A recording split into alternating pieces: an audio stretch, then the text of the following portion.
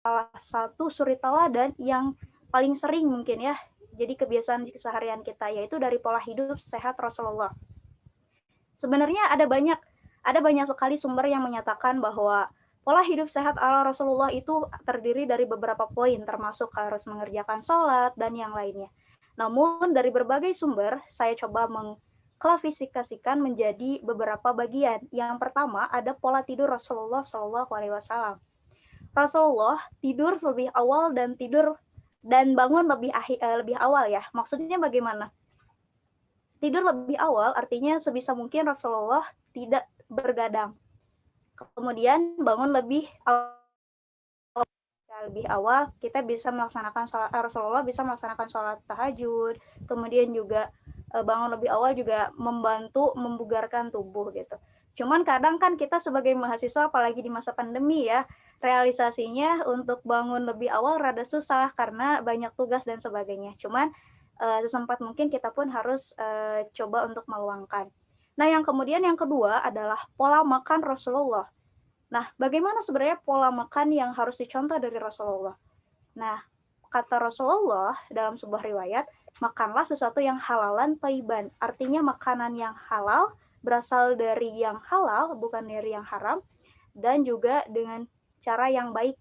Kemudian makanan yang baik itu adalah mengandung 4 sehat 5 sempurna, artinya gizi seimbang.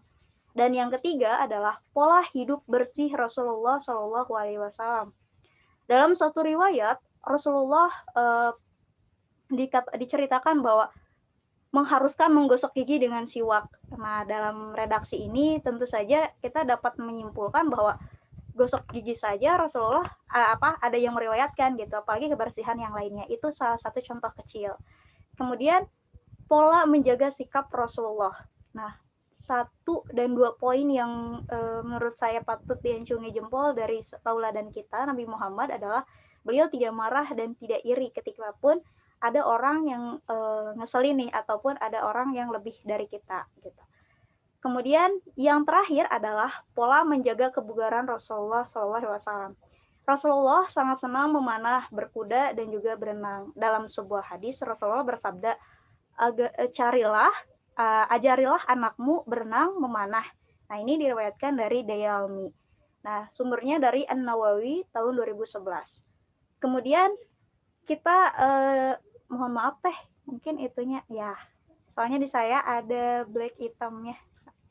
Kemudian pada intinya atau conclusionnya, ketika kita mengkaji pola hidup sehat ala Rasulullah dari kacamata sejarah, apa yang bisa kita tangkap? Sejarah memiliki semboyan atau pada dasarnya adalah berbicara mengenai ruang dan waktu di masa lalu yang bersemboyan atau berprinsip pada historia vitae magistra. Artinya pengalaman adalah guru terbaik. Jadi dari sini kita bisa mengambil sebuah kesimpulan bahwa tauladan yang dibawa oleh Nabi Muhammad SAW harus dapat kita refleksikan dalam kehidupan sehari-hari. Tentu sebagai mahasiswa dan juga sebagai suatu individu yang hidup di dalam komunitas masyarakat. Salah satunya adalah berani memulai. Tentu saja kita harus awal ini dengan niat yang baik, yang kemudian adalah menyadari semuanya adalah titipan sehingga kita harus menjaganya. Artinya mata kita, tubuh kita, tangan kita adalah titipan Allah dan kita harus wajib menjaganya. Kemudian melaksanakan perintahnya dan menjauhi larangannya. Dan yang terakhir adalah bermanfaat bagi orang sekitar. Artinya ketika kita sudah bisa menerapkan pola hidup sehat ala Rasulullah, kita juga harus bisa dakwah secara bil ihsan ataupun bil lisan. Kita bisa menyebarkan kepada orang lain. Mungkin sekian dari saya. Mohon maaf apabila banyak kekurangan dan terkesan terburu-buru karena sebenarnya materinya padat sekali kalau berbicara sejarah dan tidak cukup kalau 8 menit gitu. Cuman karena dibatasi waktu, saya cukupkan. Akhirul kalam. Seperti kata Bung Karno, jas merah, jangan sekali-kali melupakan sejarah. Kekurangan itu milik saya dan mungkin kesempurnaan itu berasal dari Allah Subhanahu wa taala. Umdur maqala wa tangzur maqala. Wassalamualaikum warahmatullahi wabarakatuh. Terima kasih. Waalaikumsalam. Terima kasih. Terima kasih Teh Widiawati atas materi yang disampaikan, sangat luar biasa. Dan dilanjut kepada penyaji kedua, kepada Teh Hanifah. disilahkan untuk menyampaikan materinya.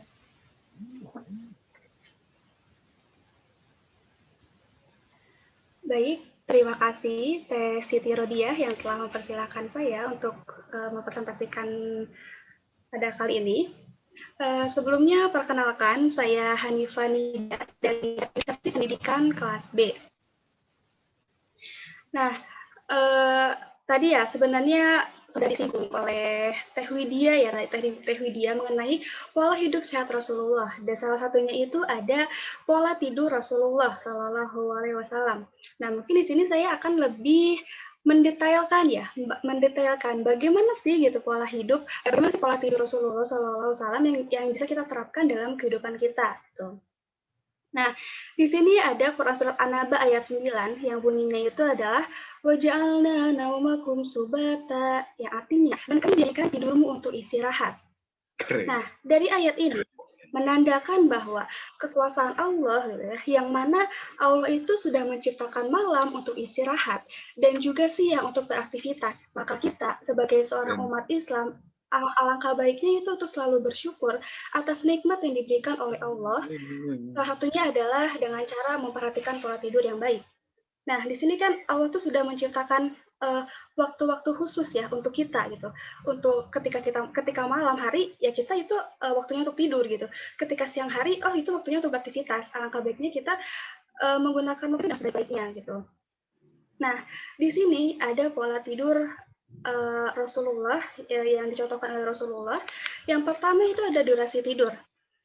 Nah, kebiasaan Rasulullah yaitu tidur di awal malam dan menghidupkan akhir malam seperti hadis Nabi berikut ini. Dari Abu Barzah, bahwasanya Rasulullah membenci tidur malam sebelum sholat Isya dan berbincang-bincang yang tidak bermanfaat setelahnya begadang. Nah, dari situ kita tahu ya bahwa Rasulullah itu selalu mengawali tidurnya dan juga selalu menyegarkan untuk bangun. Nah, Rasulullah bangun untuk apa sih di malam hari? Nah, Rasulullah kan bangun untuk melaksanakan sholat malam gitu. Nah, persoalan tidur ini itu sangat penting untuk produktivitas dan keberkahan hidup kita gitu. Kenapa sih? Ya, karena ya selain kita mencontoh dari Rasulullah ini gitu ya bahwa ini loh kita tuh harus tidur tepat waktu, kita harus jangan bergadang nih gitu kan. Dan juga ternyata gitu dari sisi kesehatan pun kan ini tidak baik gitu ya. Ketika kita begadang, ketika kita hanya tidur beberapa jam saja, itu kan tidak baik untuk kesehatan gitu ya. Mungkin nih di sini mungkin para cewek-cewek nih ya, perempuan-perempuan di sini semahal-mahalnya skincare yang kalian pakai gitu ya, yang kalian gunakan gitu, nggak akan gunanya gitu ketika kalian masih begadang gitu kan, maksudnya nggak akan ngaruh gitu kan gitu. Nah, sama halnya dengan ini gitu. Nah, ketika kita begadang, maka kesananya pun kita akan menjadi apa ya? Kalau teman-teman merasakan gitu ya setelah begadang, teman-teman pasti kayak ngerasa lelah, ngerasa fisiknya kurang baik, ngerasa semangat itu turun gitu ya. Berdasarkan pengalaman saya seperti itu gitu. Ketika saya sering juga begadang nih, dan akhirnya kesananya gitu besoknya saya tuh merasa tidak produktif, saya merasa kayak ngantuk terus gitu kan. Nah, dari sini kita bisa belajar nih bahwa ya kita tuh harus bisa mengelola tidur kita itu dengan baik gitu, dengan cara kita tidur kalau dalam kesehatan kan yang baik itu adalah sebelum jam 10 malam ya, 10 malam gitu. Dan juga nah ya gitu ya. Nah, jadi ya banyak banget manfaat yang kita rasakan ketika kita bisa mengatur pola tidur kita ini dengan baik gitu. Nah, mungkin yang kedua ya, itu kebiasaan sebelum tidur ya. Yang pertama, sebelum tidur Nabi Muhammad itu tidak memakan makanan ya. Atau di sini mungkin kalau misalnya makan ya paling sayur-sayuran dan juga buah-buahan seperti kurma. Nah, mungkin kadang dari kita ya, dari kita aku pengen gendut nih, jadi aku pengen makan sebelum tidur gitu kan, pasti ada dari teman-teman semua pandangannya seperti itu ya. Tapi ternyata kan itu salah gitu. Dari sisi kesehatan pun itu salah gitu. Jadi segala pola hidup Rasulullah itu pun sebenarnya itu tidak, maksudnya sebenarnya itu ada kaitannya juga dengan kesehatan kita gitu. Nah, Lalu yang kedua, itu Nabi berwudu terlebih dahulu sebelum tidur. Nah, Rasulullah SAW bersabda, apabila kamu hendak tidur, maka berwudulah dengan sempurna. Seperti kamu berwudu untuk sholat, kemudian berbaringlah di atas sisi tubuhmu yang kanan. Nah, berwudu sebelum tidur ya. Dan juga kita bisa lihat nih, dari Al-Hafiz Ibnu Hajar, menjelaskan beberapa manfaat berwudu sebelum tidur. Di antaranya, orang itu tidur dalam kondisi suci, agar ketika kematian menjemputnya, dia berada dalam keadaan sempurna. Yang kedua, agar kita selalu menyiapkan diri menghadapi kematian dengan menyucikan hati. Yang ketiga, untuk mengundang mimpi yang baik dan dijauhkan dari permainan setan ketika tidur. Gitu. Nah, mungkin dari teman-teman kan kadang dari luar nih, misalnya dari luar, kita habis main nih, atau misalnya habis kuliah offline gitu. Kalau offline kan habis kuliah, kita habis beraktivitas di luar, terus bisa kita tiba-tiba ngantuk gitu. Dan kita langsung beranjak ke tempat tidur gitu, dan akhirnya ketiduran gitu. Teman-teman sering nggak sih merasakan kayak nggak enak aja gitu, ketika bangun tuh nggak enak aja tubuh tuh gitu. Dan juga kalau teman-teman sering merasakan kayak mungkin sering kram, atau kalau di Sunda itu erup-erup gitu ya, kadang suka susah bergerak, itu kan kadang kita tuh tidak membersihkan diri kita dulu gitu kan sebelum tidur. Nah, lalu yang ketiga, itu ada berdoa sebelum tidur. Nah, apa aja sih amalan-amalan Rasulullah gitu sebelum tidur? Yang pastinya pertama baca doa sebelum tidur dulu ya. Dan juga yang kedua, perbanyak zikir dan sholawat. Ketiga, membaca ayat kursi. Keempat, ada Al-Ikhlas 3 kali, Al-Falaq 3 kali, An-Nas 3 kali, dan juga membaca Al-Mulk gitu. Nah, jangan sampai teman-teman itu ketika mau tidur, yang ada di tangan itu adalah handphone gitu ya. Handphone aja kita mungkin scroll ke Instagram atau TikTok atau apapun itu gitu kan ya. Dan akhirnya ketiduran. Kan itu sayang banget ya. Langkah baiknya gitu, ketika kita hendak akan tidur, ya maka kita pun harus bisa mempersiapkan mempersiapkan diri dulu gitu, untuk berwudu dulu, terus berdoa sebelum tidur, dan lain-lainnya gitu.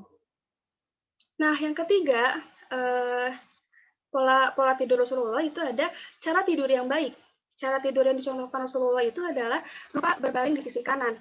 Nah, ini pun dalam kesehatan, ini kan sangat penting banget ya, supaya kita tuh baik bagi pencernaan gitu kan, baik untuk jantung dan lain-lain gitu.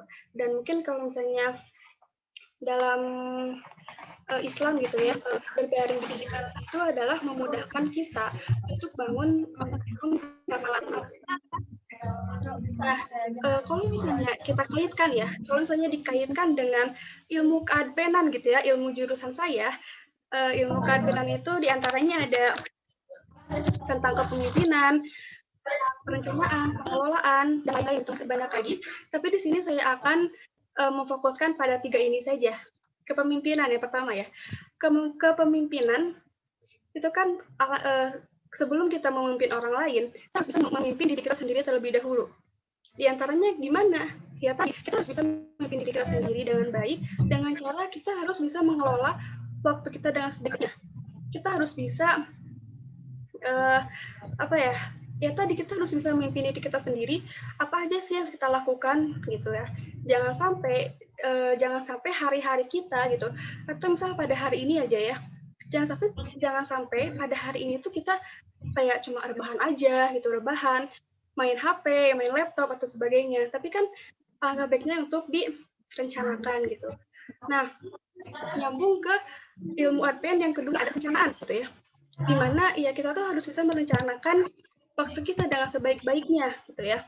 Dimulai dari teman-teman, mungkin alangkah baiknya misal dalam satu hari ini teman-teman selalu membuat jadwal gitu ya, selalu membuat aktivitas apa saja sih yang harus dilakukan pada hari ini gitu. Misalnya hari Minggu, misalnya besok nih, misalnya Senin, teman-teman itu bikin jadwal dari malamnya, apa aja sih yang harus teman-teman lakukan di besok hari gitu ya, dari bangun tidur sampai nanti malam gitu. Sampai nanti malam tuh teman-teman harus ngapain aja gitu kan. Itu harus direncanakan. Supaya apa? Supaya kita tuh bisa hidup produktif gitu. Nah, terus dari ilmu RP yang pengelolaan ya. Pengelolaan di mana ya tadi ya nyambung lagi ke yang tadi, di mana kita tuh harus bisa mengelola waktu kita dengan sebaik-baiknya, mengelola ya apapun kegiatan kita itu harus dikelola gitu kan. Tadi setelah kita rencanakan hari ini saya harus kayak gini aja gitu ya. Nah, makanya itu harus dikelola juga. Oh, bagaimana sih saya harus melaksanakan rutinitas saya gitu kan, itu dikelola oleh kita sendiri gitu. Dan ini pun berhubungan dengan orang lain juga gitu kan. Ketika kita bisa mengelola diri sendiri, maka kita pun bisa mengelola orang lain. Misal teman-teman berorganisasi dan teman-teman menjadi seorang ketua divisi atau ketua BEM atau ketua apa gitu kan ya. Di mana teman-teman situ harus mempunyai sisi kepemimpinan, di mana teman-teman harus melakukan sebaik-baiknya, bisa mengelola dengan sebaik-baiknya gitu. Maka ketika diri kita baik, maka orang lain pun, ketika kita baik, maka orang lain yang dipimpin oleh kita itu akan baik juga gitu. Jadi teman-teman dari sini gitu ya, dari pola tidur Rasulullah gitu ya, gimana ya, selain untuk produktivitas gitu, ini kan supaya kita tuh menjadikan hidup kita ini menjadi berkah. Gimana kalau teman-teman bisa menyempatkan waktu untuk sholat malam, itu kan kayak teman-teman lebih sering meminta sama Allah gitu. Teman-teman bisa curhat sama Allah sepuasnya. Teman-teman bisa nangis sepuasnya sama Allah gitu kan ya. Dimana ketika sholat malam, kita itu selalu apa ya, teman-teman kalau merasakan sholat malam itu kan pasti hati tenang gitu ya.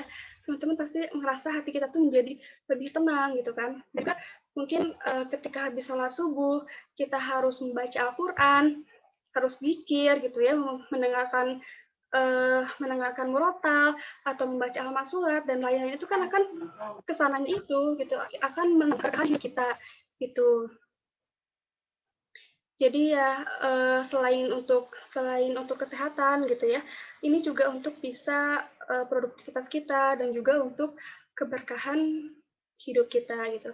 Kalau teman-teman bisa merencanakan dengan sebaik-baiknya, maka teman-teman akan lebih bersemangat dalam menjalani kehidupan teman-teman gitu. Mungkin sekian dari saya. Terima kasih. Baik, terima kasih kepada para penyaji sudah menyampaikan materinya. Karena waktunya sudah molor ya, langsung saja masuk ke sesi diskusi bagi yang ingin bertanya atau menanggapi dari pematerian para penyaji yang tadi. Dipersilakan untuk menggunakan fitur raise hand saja, nanti saya tunjuk siapa yang boleh bertanya. Silakan.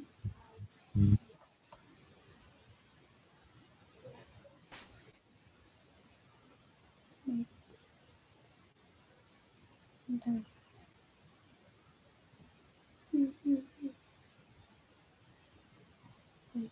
Baik, kepada Teh Tita Octavia disilahkan untuk bertanya atau berpendapat untuk para penyaji. Disilahkan Teh. Langsung saja di unmute. Assalamualaikum warahmatullahi wabarakatuh. Ya. Sebelumnya Teh izin off cam. Iya, Mangga Teh.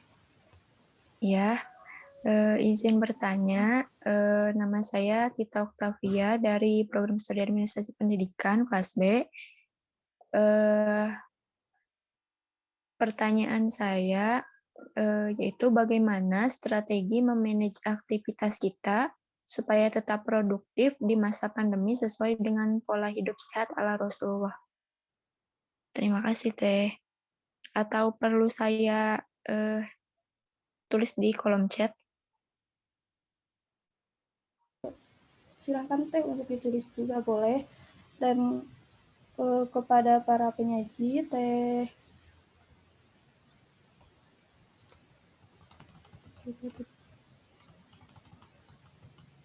Widiawati, disilahkan apabila Teteh mau menjawab pertanyaan dari Teh Tita.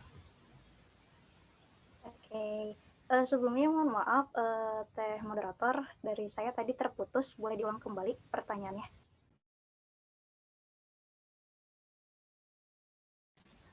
Tadi Teh Tita menanyakan bagaimana kita agar tetap produktif Teh di masa pandemi ini dengan tetap melaksanakan pola hidup Rasulullah. Begitu Teh kira-kira. Oh iya, sudah menangkap. Jadi intinya bagaimana kita bisa tetap produktif di tengah pandemi dengan menggiatkan pola hidup sehat ala Rasulullah. Oke, mungkin saya menganalogikannya seperti ini. Seorang akan berdiri di kakinya sendiri ketika dia memiliki niat yang kuat. Seseorang bisa saja terjatuh ketika niatnya ingin jatuh. Nah, di sini yang ingin saya sampaikan adalah awali sesuatu itu dengan niat. Ketika niatnya sudah kuat, mau teteh ada dalam posisi kita pandemi ataupun tidak pandemi atau bahkan mungkin lebih baik kondisinya dari ini, kita tetap akan berdiri bahwa oh ya, mau bagaimanapun keadaannya, saya harus tetap kuat. Saya harus bisa menjalani hidup ini, harus tetap produktif. Kenapa? Karena dengan diam saya tidak akan bisa berprogres. Kenapa? Karena untuk mencapai progres atau peningkatan, kita harus bisa berproses di situ. Kemudian kalau saya kaitkan dengan sejarah, kita tidak boleh mengeluh dengan keadaan pandemi COVID-19 ini. Kenapa? Kita lihat sejarahnya pada tahun-tahun sebelumnya, bahkan dari Allah pun ada, penyakit itu sudah ada dari dulu. Dan kita tidak boleh, kenapa ya pandemi ini jadikan satu alasan? Tidak. Kalau kita mau mengeluh, merasa capek, itu wajar. Dan itu tidak dilarang. Tapi batas kewajaran kita itu harus tahu sampai mana. Apakah wajarnya kita itu terus-terusan atau cukup, oh ya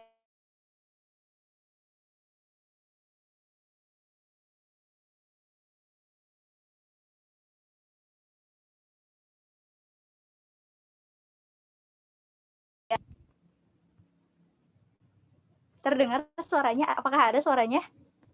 Putus-putus. Putus-putus Teh.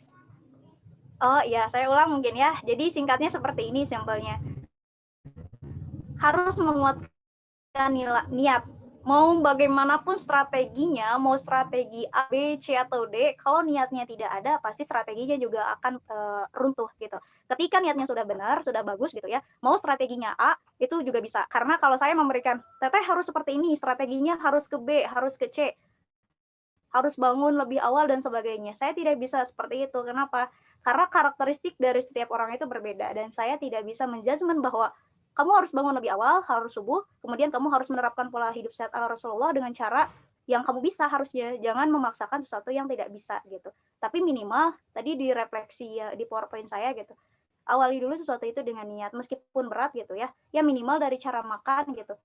Kata Rasulullah kan makanlah sesuatu yang halal dan thayyiban gitu. Kemudian berhenti makan sebelum kenyang dan makan sebelum lapar. Itu juga salah satu contoh kecil. Jadi kalau untuk strategi, menurut saya kembali lagi pada setiap diri masing-masing, bagaimana menyiasatinya, tidak bisa digeneralisir seluruhnya, tapi kalau mungkin dari saya adalah kuatkan niatnya dulu. Mungkin sekian. Makasih. Baik, terima kasih Teh Hudia. Dan tadi ada yang raise hand lagi. Siapa ya?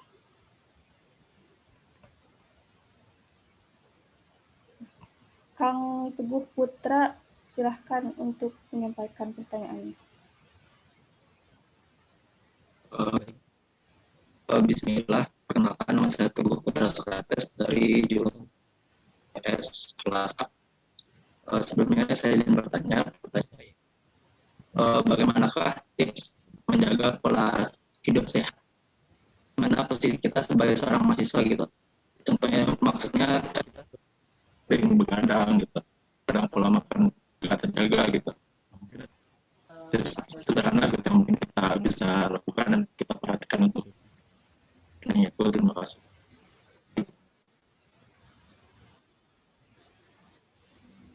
Mohon maaf Kang, tadi putus-putus tidak terdengar jelas pertanyaannya. Bisa ulang lagi, mohon maaf. Di lewat chat aja ya, gimana? Mangga.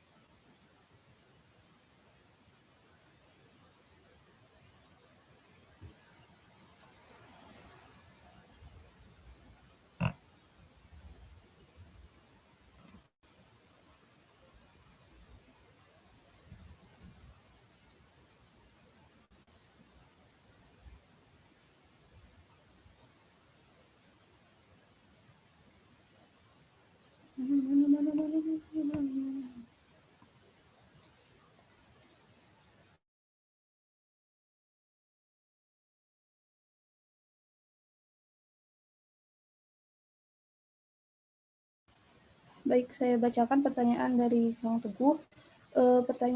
Pertanyaannya, bagaimana tips menjaga pola hidup sehat sebagai seorang mahasiswa? Mahasiswa tidak jarang kita sering begadang dan pola makan juga tidak terjaga. Baik, pertanyaan ini saya serahkan kepada Teh Hanifa ya. Silahkan Teh untuk menjawab pertanyaannya.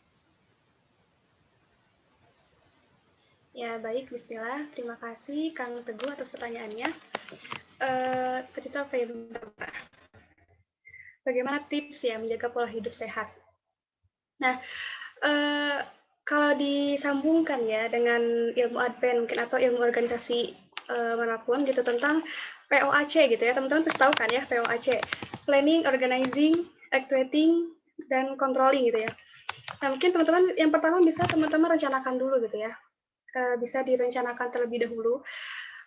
Ya tadi kata yang saya terjelaskan di awal ya, bahwa segala bentuk kegiatan teman-teman itu kalau misalnya teman-teman mau hidup teratur nih ya, ya teman-teman coba ditulis jadwalnya gitu. Coba ditulis apa aja sih rutinitas teman-teman yang harus lakukan. Misal dari bangun tidur nih, teman-teman misal bangun tidur jam 3 nih. Kalau misalnya emang akan diniatkan jam 3 gitu ya untuk sholat malam gitu. Jam 3 teman-teman sholat tahajud gitu ya. Misal teman-teman tulis aja di kertas gitu. Jam 3 sampai jam berapa sholat tahajud. Terus jam 4 sampai jam berapa sholat subuh, baca Al-Quran, zikir, dan lain-lain gitu ya. Sampai malamnya lagi itu teman-teman rencanakan.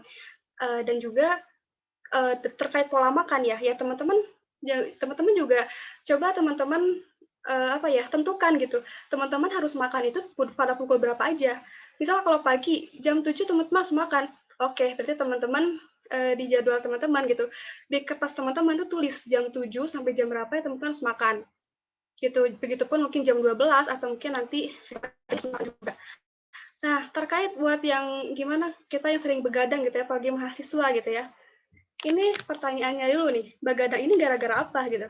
Begadangnya apa kita ini ambis terhadap akademik ataukah emang deadline gitu kan ya? Emang deadline terhadap tugas kuliah gitu kan ya?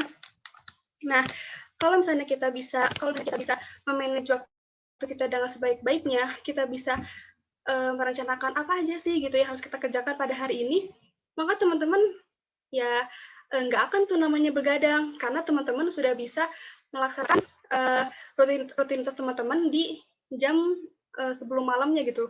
Misal sebelum jam 22 itu teman-teman ya udah beres gitu.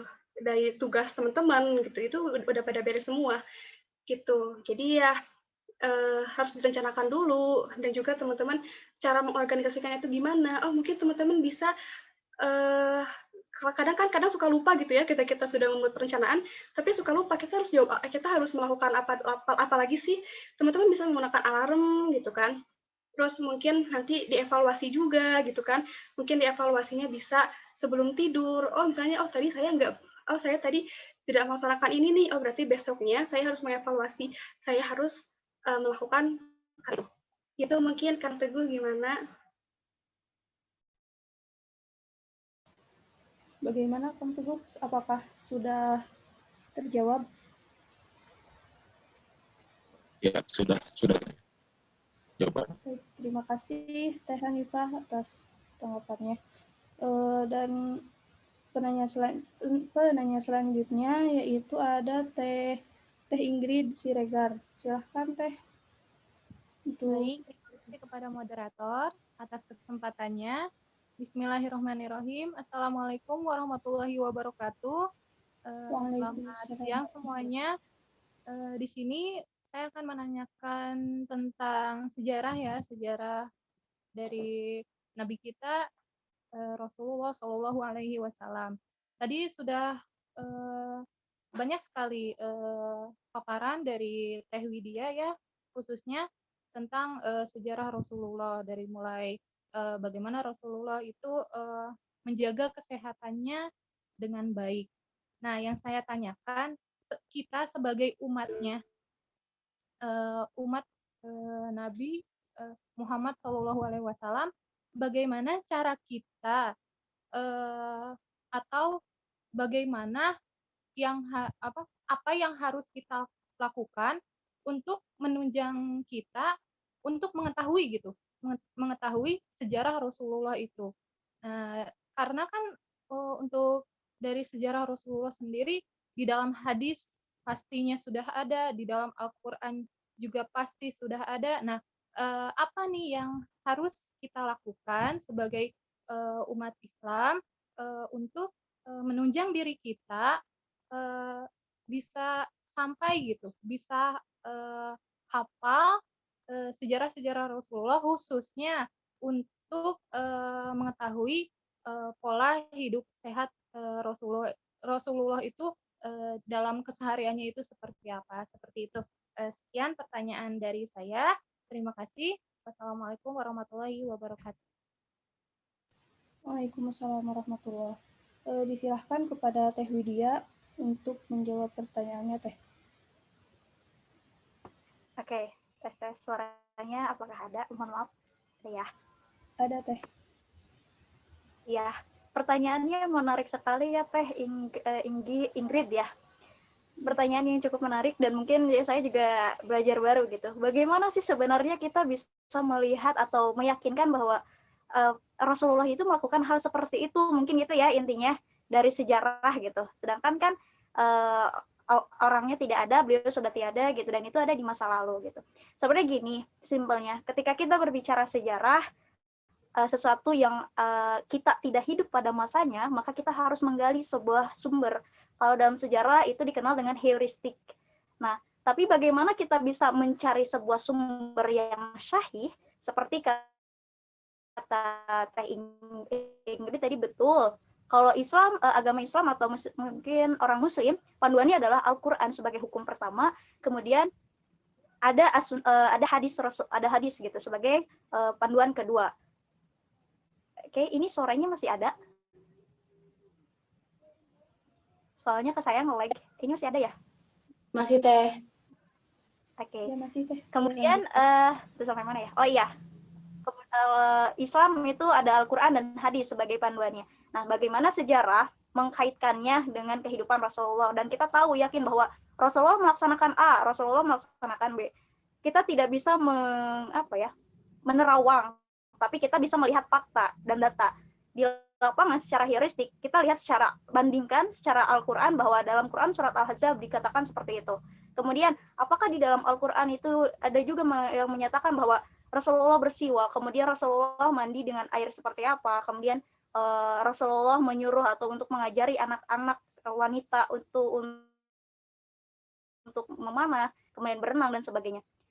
Jujur saya belum paham terlalu mengenai ilmu agama, namun jikalau memang dalam sumber Al-Quran tidak ada, maka kita harus mencari dalam referensi hadis sebagai sumber sekunder atau sekunder ya.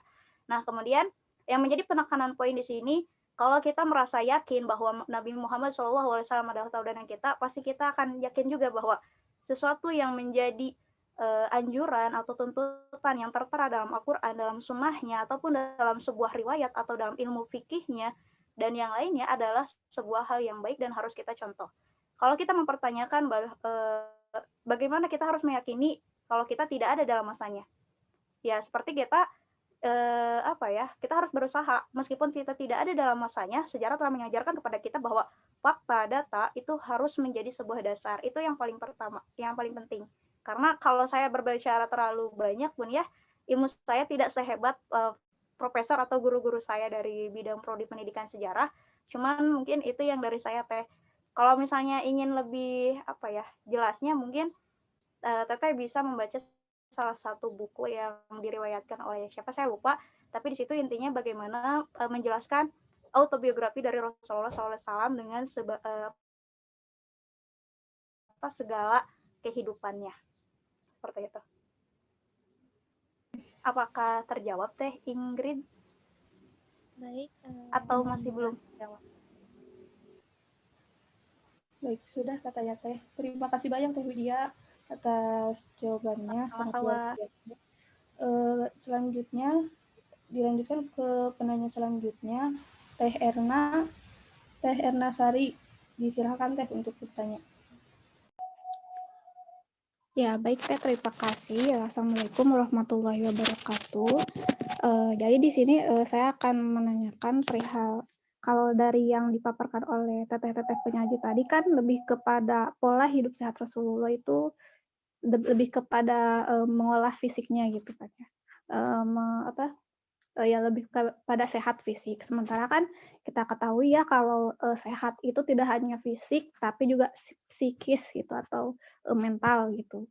Nah, terkadang juga kalau misalkan dalam hal psikis atau mental itu ada sedikit masalah, masalah itu bisa berpengaruh juga gitu ke fisiknya gitu. Kayak misalkan ini kan Rasulullah menganjurkan untuk tidur di polanya Rasulullah itu tidur di awal malam ya, nggak begadang gitu. Nah, terkadang juga kan kalau misalkan kita sedang ada masalah, terus pas malam datang gitu suka kayak overthinking atau mungkin depresi lebih parahnya. Nah, itu kan atau anxiety itu kan suka kayak mengganggu pola tidur kita gitu. Jadi kurang tidur gitu. Nah, mungkin ada nggak sih gitu pola Rasulullah ketauladan Rasulullah itu dalam hal menjaga mental gitu, menjaga kesehatan mental. Terima kasih. Assalamualaikum warahmatullahi wabarakatuh. Waalaikumsalam warahmatullahi wabarakatuh. Mungkin pertanyaan kali ini saya silahkan kepada Teh Hanifah untuk menjawabnya ya Teh. Silahkan Teh. Ya, baik. Terima kasih Teh Era atas pertanyaannya. Tadi ya, bagaimana menjaga kesehatan mental ya gitu ya. Nah, mungkin gini ya, kalau misalnya dalam Islam kan kita sering mengaitkan dengan kayak ibadah-ibadah ritual gitu, ibadah-ibadah rutin kita gitu gimana. Nah, adapun dengan ini nih, dengan menjaga kesehatan mental. Nah, selain dari kita harus menjaga kesehatan fisik, kita harus menjaga kesehatan mental juga kan ya. Dengan cara apa? Nah, teman-teman itu bisa melakukan ibadah-ibadah rutin gitu. Karena yang saya rasakan ya teman-teman berdasarkan pengalaman saya dan mungkin teman-teman juga gitu pernah merasakan ketika teman-teman itu bisa melakukan ibadah-ibadah gitu, ibadah-ibadah sunnahnya juga gitu, seperti sholat duha, sholat tahajud, membaca Al-Quran, zikir, sholawat, itu tuh menjadi hati kita itu menjadi tenang gitu. Kalau teman-teman suka mendengar kajian-kajian dari ustadz-ustadz gitu ya, bahwa oh ini loh sholat ini ada manfaatnya. Terus ketika kita membaca Al-Quran juga ini loh manfaatnya gitu.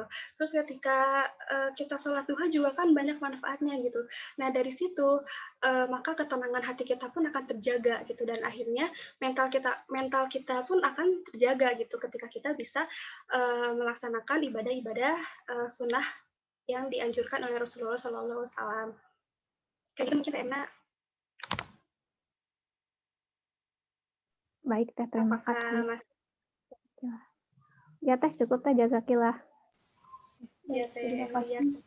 Terima kasih kepada teteh-teteh yang sudah mau bertanya dan teteh para penyaji yang sudah menjawab pertanyaan-pertanyaan tersebut.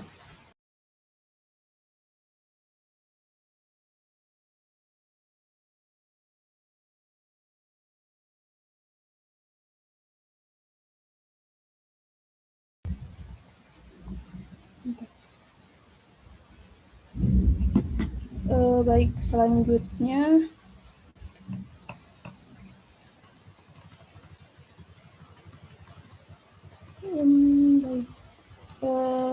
selanjutnya kita lanjutkan ke sesi pematerian dari narasumber kita yaitu Bapak Yusuf Ali Tantowi. Kepada Pak Yusuf disilahkan untuk memberikan pemateriannya. Silakan Bapak.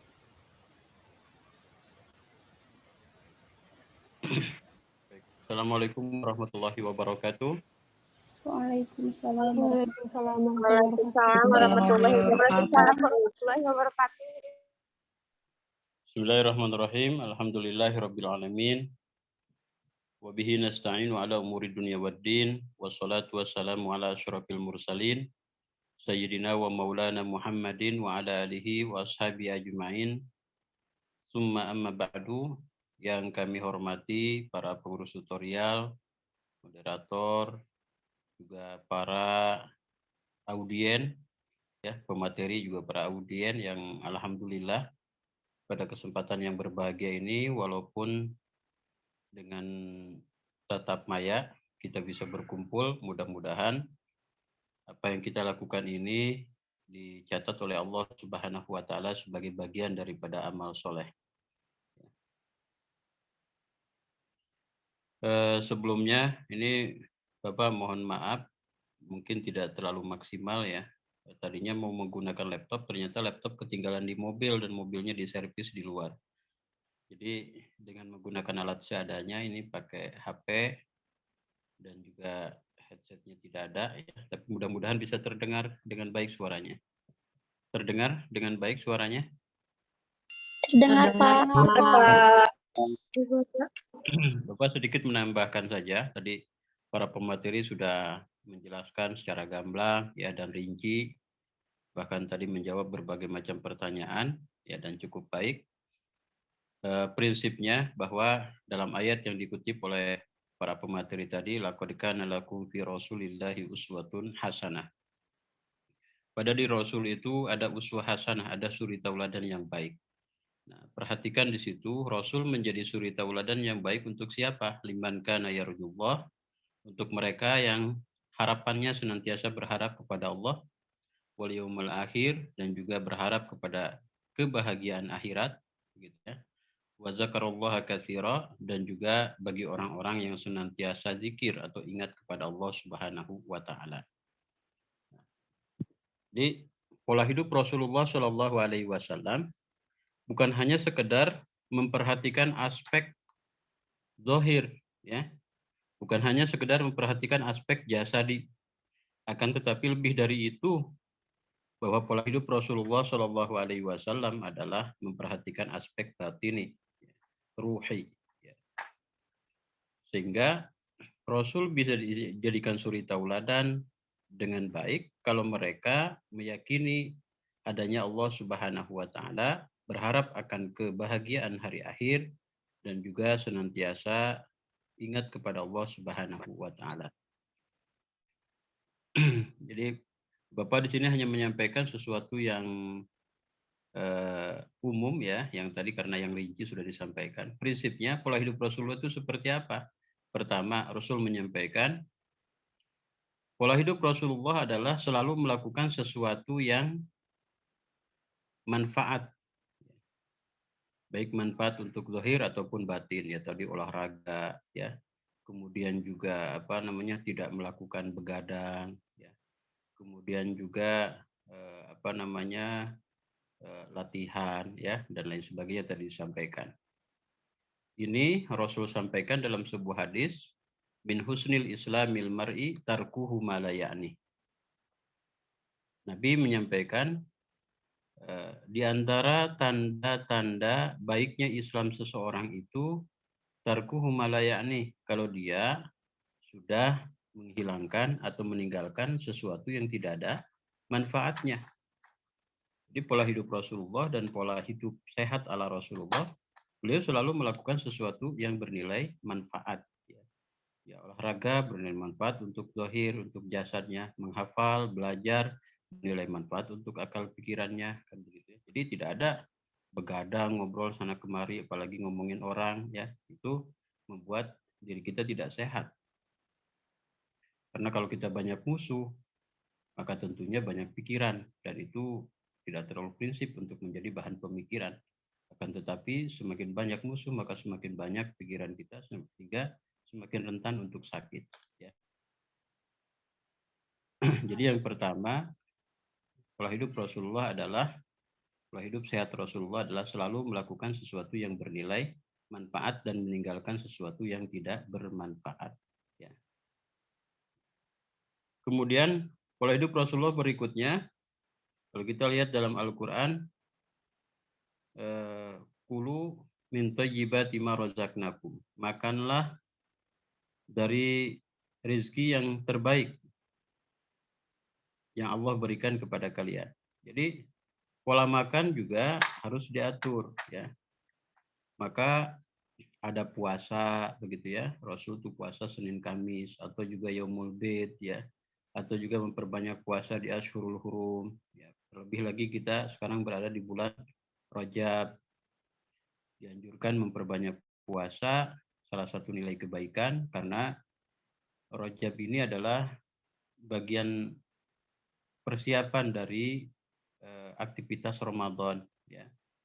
Rasul begitu masuk bulan Rajab, beliau berdoa kepada Allah Subhanahu wa taala. Allahumma barik lana fi Rajaba wa Sya'bana wa balighna Ramadan ya Allah. Sampaikan berkahi usia kami di bulan Rajab, berkahi usia kami di bulan Sya'ban dan sampaikan usiaku pada bulan Ramadan. Jadi bulan Rajab ini ada keterkaitan dengan Ramadan. Ketika bulan Rajab kita sudah mempersiapkan diri sebaik-baiknya dengan cara tadi berpuasa ya. Maka begitu masuk Ramadan puasanya sudah bukan puasa baru belajar tapi memang sudah terbiasa. Ya. Sehingga diibaratkan Rajab ini adalah bulan menanam, Ramadan ini Sya'ban ini adalah bulan memelihara, sementara Ramadan adalah bulan memanen. Artinya kita tidak akan panen secara maksimal kalau tidak pernah menanam atau tidak memelihara.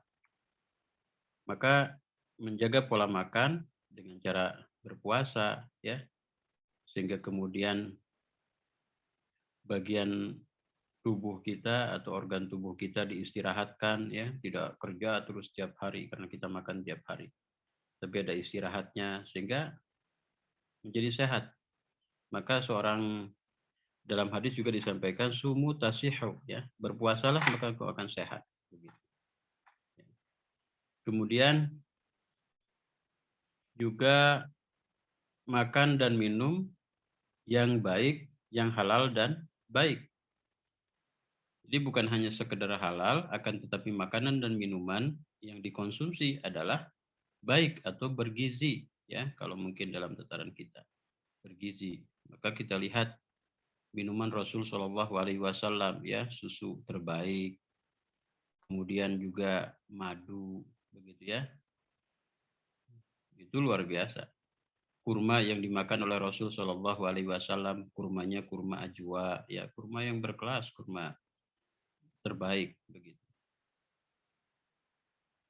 Jadi makanan dan minuman juga harus yang halal dan bergizi, gitu ya. Kemudian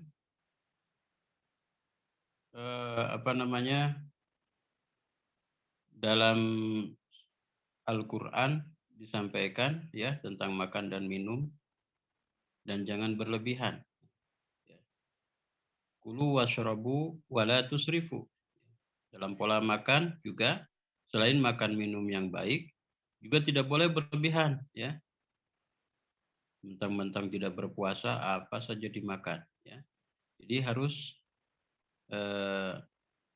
secukupnya ya, secukupnya makan dan minum secukupnya. Karena terlalu banyak makan juga bermasalah. Bahkan ada sebuah hadis menyampaikan ada 3 dosa yang tidak terasa. Kalau itu adalah sebuah dosa. Di antaranya apa? Ya, banyak makan. Karena dengan banyaknya makan, maka menyebabkan kita menjadi malas. Dengan banyaknya makan, di lain sisi juga itu akan potensi ya untuk masuk berbagai penyakit. Karena sesungguhnya gudangnya penyakit itu di lambung, di perut ya. Dan itu diakibatkan oleh pola makan rata-rata. Apalagi dengan makanan-makanan zaman sekarang, di mana makanan itu penuh dengan kimia ya. Kita sering makan misalkan di food court ya. Kadang-kadang makanan food court itu lebih banyak kimiawinya. Itu justru rentan ketika kita terlalu banyak mengkonsumsi makanan-makanan seperti itu. Sehingga ketika kita makan ya secukupnya saja. Wala tusrifu, jangan berlebihan. Itu pola makan Rasul Shallallahu Alaihi Wasallam. Kemudian Rasul tidak hanya memperhatikan aspek zahir, tapi yang lebih penting itu adalah aspek batin, jiwa, ya. Rasul pernah bertanya kepada sahabat, tahu nggak yang disebut dengan fakir itu seperti apa? Atau orang yang bangkrut itu seperti apa? Atau dalam hal ini bertanya tentang kaya, ya. Yang kaya itu seperti apa? Rasul menyampaikan hal itu, sahabat yang kaya itu punya ini, punya itu, dan sebagainya. Tidak, kata Rasul itu al-ghina, gina nafsi. Kaya itu adalah kaya hati. Ya. Jadi hatinya tenang, begitu ya. Itulah yang disebut dengan kaya. Nah, maka diperhatikan aspek hati itu. Ya. Bagaimana membuat hati kita tenang? Dalam Al-Quran disampaikan ala bizikrillahi tatmainnul qulub. Ya. Ingatlah bahwa dengan banyak berzikir kepada Allah maka akan membuat hati tenang. Zikir kepada Allah itu apa? Ya, zikir kepada Allah itu melaksanakan perintah Allah dan menjauhi larangannya. Jadi pola hidup sehat ala Rasulullah adalah dengan cara melaksanakan kewajiban-kewajiban kepada Allah, melaksanakan perintah-perintah Allah dan meninggalkan larangannya, itu zikir. Ya, karena orang zikir itu artinya ingat, ya ingat kepada Allah artinya melakukan perintah-perintah Allah dan meninggalkan larangan-larangannya. Ketika orang meninggalkan larangan Allah maka sama dengan tidak melakukan larangan Allah, maka itu sama dengan lupa kepada Allah Subhanahu wa taala. Ala bizikrillahi tatmainnul qulub. Paling simpel zikir adalah dengan mengucapkan kalimah-kalimah thayyibah, ya. Seperti subhanallah, alhamdulillah, la ilaha illallah, Allahu akbar, paling simpel. Ya. Ada dalam sebuah hadis kata Nabi, ala inna likulli syai'in shaqalah. Ingatlah bahwa segala sesuatu itu ada pembersihnya. Wa inna shaqalatal qalbi zikrullah, dan sesungguhnya pembersih hati itu adalah zikir kepada Allah Subhanahu wa taala. Ketika kita bersihkan hati kita, maka hati kita akan sehat. Ya. Bagaimana cara membersihkannya? Dengan banyak zikir kepada Allah Subhanahu wa taala. Maka ketika hatinya sehat, insya Allah semua badannya juga akan sehat. Ya. Terlebih dalam kondisi pandemi seperti ini, kalau hatinya nggak sehat, banyak pikiran, banyak beban, banyak ketakutan, dan sebagainya, justru rentan. Ya. Dapat menurunkan imunitas, dan dapat lebih mudah untuk terinfeksi ya, virus-virus. Maka ketenangan hati adalah merupakan upaya. Selain itu mempersehat aspek batin, juga itu akan berefek juga kesehatan aspek zahir. Ya. Dalam sebuah hadis Rasul menyampaikan bahwa dalam badan kita itu ada mudghah. Idza saluhat saluhal jasadu kullu. Ada segumpal daging. Idza saluhat saluhal jasadu kullu. Kalau dagingnya itu baik, maka saluhal jasadu kullu. Semua jasadnya akan baik. Ya. Tangannya baik, lisannya baik, ya. Kakinya baik, pikirannya baik. Itu kalau segumpal daging itu baik. Yang keluar dari lisannya kata-kata yang baik, yang keluar dari pikirannya adalah hal-hal yang bernilai manfaat. Ya. Yang keluar dari tangannya memperingan beban orang lain, begitu juga kakinya dilangkahkan pada tempat-tempat yang baik. Itu kalau mudghahnya, kalau segumpal dagingnya tadi baik. Tapi idza fasadat, apabila segumpal dagingnya itu bermasalah, rusak, maka fasadal jasadu kulluh, maka semua jasadnya akan rusak juga. Kalau hatinya tidak baik, maka lisannya pun mengeluarkan kata-kata kotor, menggunjing, ya, dan lain sebagainya. Kalau hatinya kotor, hatinya rusak, maka pikirannya pun juga akan berpikiran selalu negatif thinking, begitu ya, selalu berpikiran negatif. Kemudian kalau hatinya kotor atau rusak, maka tangannya pun juga dipakai untuk merusak. Begitupun juga dengan anggota badan lainnya. Jadi ketika mudghah atau yang disebut itu oleh Rasulullah ala wahyal qalbu, ingatlah bahwa segumpal darah itu adalah hati, begitu. Ketika hatinya itu bersih, baik, sehat, maka insya Allah semua jasadnya juga akan sehat. Ya. Bagaimana membersihkan hati? Yaitu dengan cara banyak zikir kepada Allah Subhanahu wa taala. Jadi lakukan itu semua. Caranya seperti apa? Ya kita nggak perlu mirip-mirip dengan Nabi karena kondisinya berbeda, tempatnya berbeda, begitu ya. Nabi itu kalau urusan duniawi beliau menyampaikan Antum a'lamu bi umuri dunyakum, ya. Kalau hal-hal yang sifatnya materi, begitu ya. Kalian tuh lebih tahu tentang urusan duniawi kalian. Jadi prinsipnya ala hidup sehat ala Rasulullah itu pastikan bahwa kita meninggalkan hal-hal yang tidak bernilai manfaat dan melakukan hal-hal yang bernilai manfaat baik untuk fisik kita ataupun untuk batin kita. Yang kedua, pastikan pola makan kita pola makan yang baik, yang dimakan adalah halalan thayyibah, ya. Yang ketiga, pastikan ketika kita makan wala tusrifu, tidak berlebihan. Kemudian berikutnya, pastikan kita membersihkan atau menjaga kesehatan hati dengan banyak berzikir kepada Allah Subhanahu wa taala. Maka kalau itu semua dilakukan, insya Allah kita akan menjadi orang yang sehat dan kemudian mendapatkan keselamatan dunia dan akhirat. Karena bagi kita umat muslim, dunia ini adalah hanya sebatas tempat singgah atau tempat istirahat. Berikutnya kita akan melanjutkan ke perjalanan yang lebih jauh lagi, yaitu ke alam akhirat. Dan itu yang lebih menentukan, begitu ya. Itu saja barangkali ya, sekedar tambahannya. Terima kasih. Mudah-mudahan apa yang disampaikan menjadi bekal bagi kita untuk menjalani kehidupan di dunia ini dan bernilai manfaat untuk keselamatan akhirat. Wallahul muwaffiq ila aqwamit thoriq. Wassalamualaikum warahmatullahi wabarakatuh. Waalaikumsalam warahmatullahi wabarakatuh. Waalaikumsalam warahmatullahi wabarakatuh. Baik, alhamdulillah, terima kasih banyak kepada Bapak Yusuf yang telah menyampaikan materi yang sangat luar biasa tentunya mengenai pola hidup sehat Rasulullah Muhammad SAW.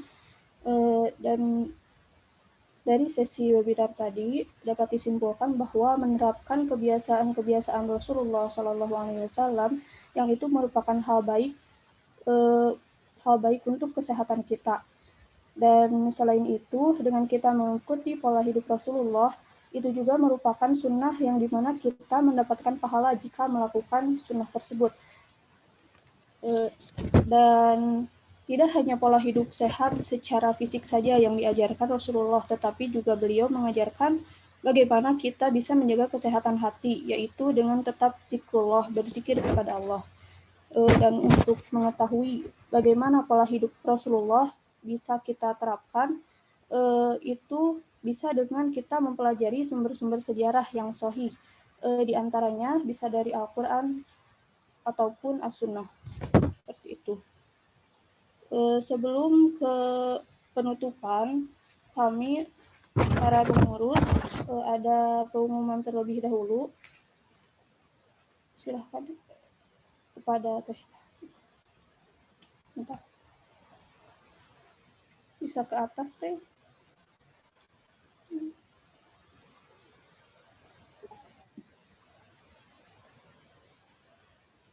Bentar.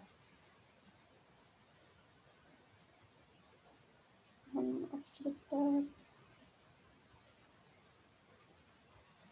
Ya, bisa digeser ke atas, Teh, itunya.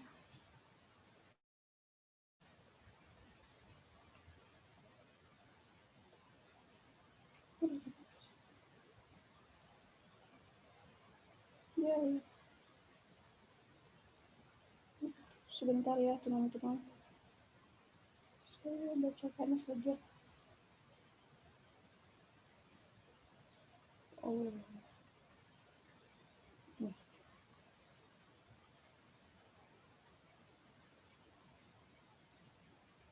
Sebentar.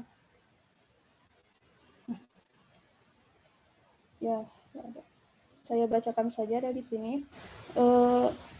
Pengumumannya yaitu mengenai infak cinta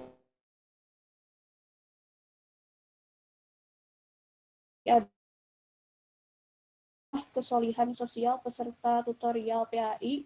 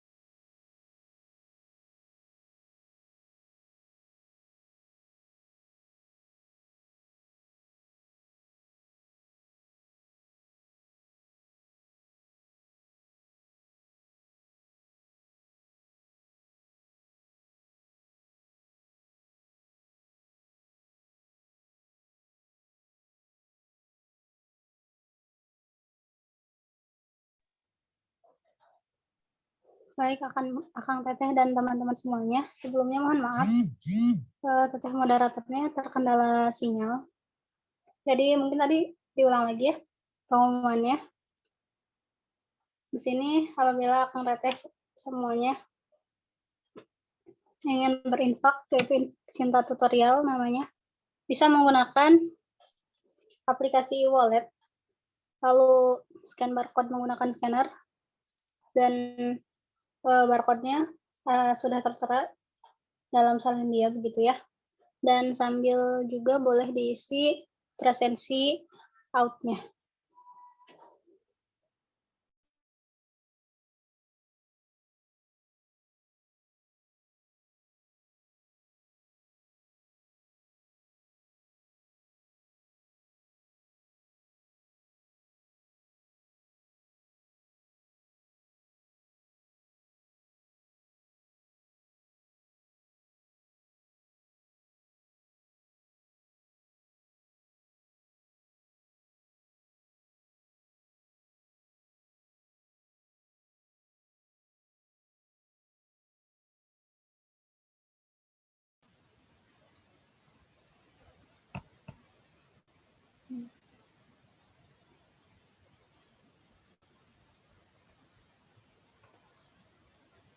Baik, Teteh-teteh, mohon maaf tadi saya sempat keluar karena terkendala jaringan. Selanjutnya sudah ya. Dan akhirnya kita sudah sampai ya di penghujung acara, yaitu penutupan. Demikian rangkaian acara webinar tutorial SPI semester genap ini. Marilah kita tutup acara ini dengan membaca hamdalah bersama-sama. Alhamdulillahirrahmanirrahim. Alhamdulillahirrahmanirrahim. Baik. Subhanakallahumma wa bihamdika asyhadu an la ilaha illa anta astaghfiruka wa atubu ilaik. Saya beserta para pengurus lainnya mohon maaf ya atas segala kendala yang ada. Sekian dari saya. Wassalamualaikum. Untuk para peserta jangan lupa untuk mengisi presensi out-nya ya. Ya, Teh. Jika sudah Baik, Teh. mengisi presensi, ya, jika sudah mengisi presensi disilakan untuk klik.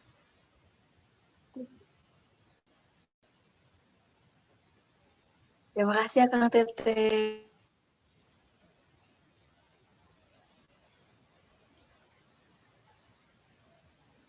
Matur nuhun Teteh. Enggak, Teh, sami-sami.